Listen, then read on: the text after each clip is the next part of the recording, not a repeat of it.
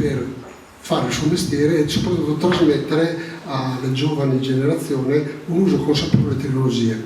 Di tutte queste cose noi come anche abbiamo delle certificazioni, perché noi ci occupiamo di certificazioni. Sugli incunaboli, sulle pergamene fra 300 anni, su quali supporti studieranno i contenuti che produciamo adesso. Passo allora la parola al professore per il suo intervento. Grazie. Bene, grazie e buonasera anche da parte mia. Allora, questa conferenza è interessantissima sul problema della conservazione dei documenti, che comunque mette in evidenza come i documenti facilmente non possono essere riconosciuti nel tempo. E poi c'è anche il problema che questi documenti sono visti in maniera diversa cioè un po' quello che è l'ambito europeo con quello che è l'ambito extraeuropeo. Noi siamo di fronte a un cambiamento da qualche anno che non possiamo neanche più definire o determinare come epocale, ma in realtà è un cambiamento radicale su tutti i nostri paradigmi.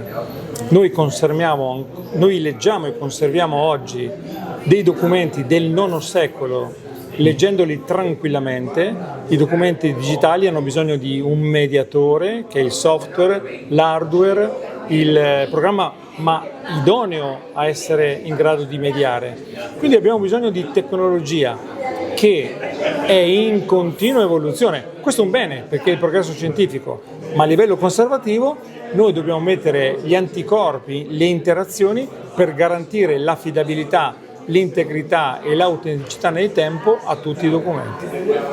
Quindi è un momento di forte evoluzione e di crisi enorme per la conservazione, perché non conserveremo più i documenti come siamo abituati a concepirli, ma conserveremo dei contenuti che provengono da documenti affidabili e conserveremo le prove di quei documenti. Quindi si manterrà comunque il cartaceo più, diciamo... Quando il documento nasce nativo digitale, il cartaceo non c'è più e non ha senso nemmeno stampare su carta un documento che nasce in ambiente digitale. Però una delle problematiche è legata al fatto che comunque i produttori di software, di computer, è una guerra. Abbiamo una guerra sui formati, sui applicativi, su un sacco di strumenti che viaggiano a velocità non paragonabili a quelle dell'analogico. E questo è il progresso scientifico, e l'altra faccia del progresso scientifico si chiama obsolescenza, e andiamo incontro anche a quello, ma siamo fiduciosi e preparati. Diciamo che per fortuna dopo tanti anni sono riusciti a fare un attacco unico del caricatore del telefonino e quindi speriamo perché anche quello è un problema di business, non è un problema di farlo, è un problema di business. Certo. Va bene.